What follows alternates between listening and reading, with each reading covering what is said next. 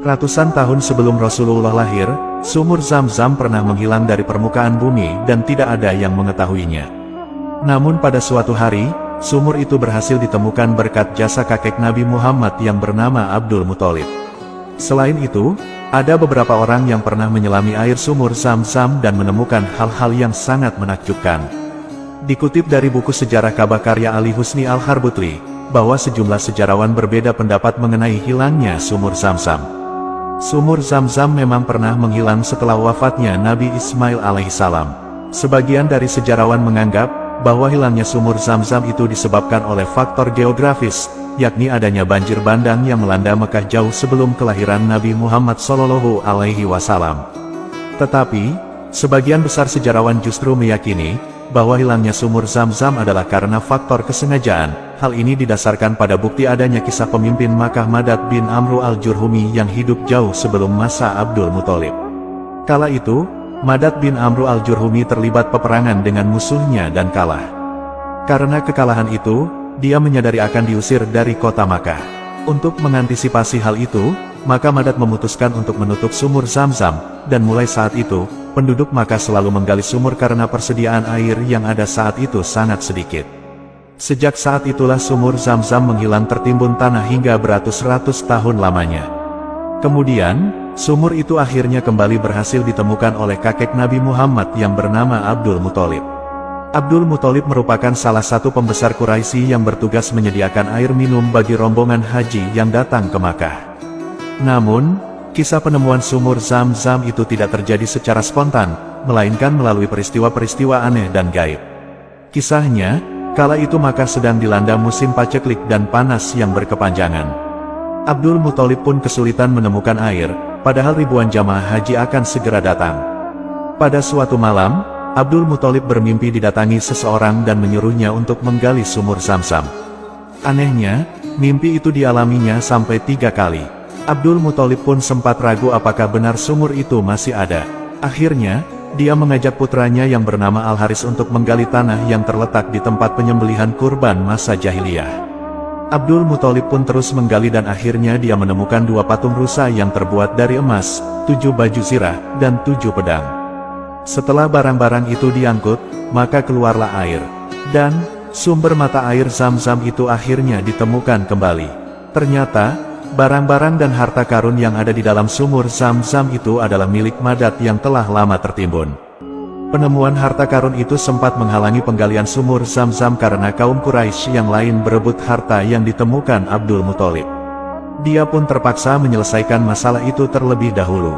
Bahkan, antara Abdul Muthalib dengan para pembesar Quraisy yang sempat terlibat adu tegang terkait hak atas harta karun itu. Kemudian, Abdul Muthalib meminta mereka untuk menunjuk hakim untuk menyelesaikan masalah itu.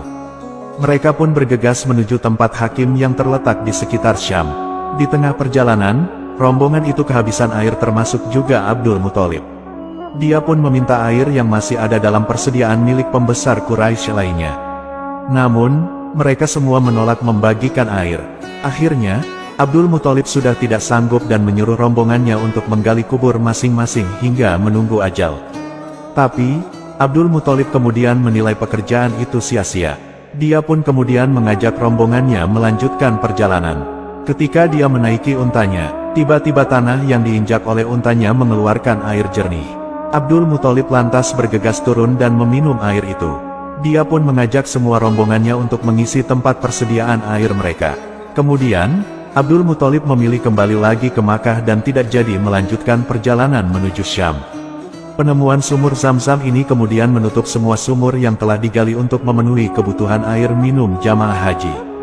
Para jamaah haji pun memilih air dari sumur Zam-Zam karena selain letaknya yang tidak jauh dari Makkah, juga karena khasiat luar biasa yang terkandung dalam air itu.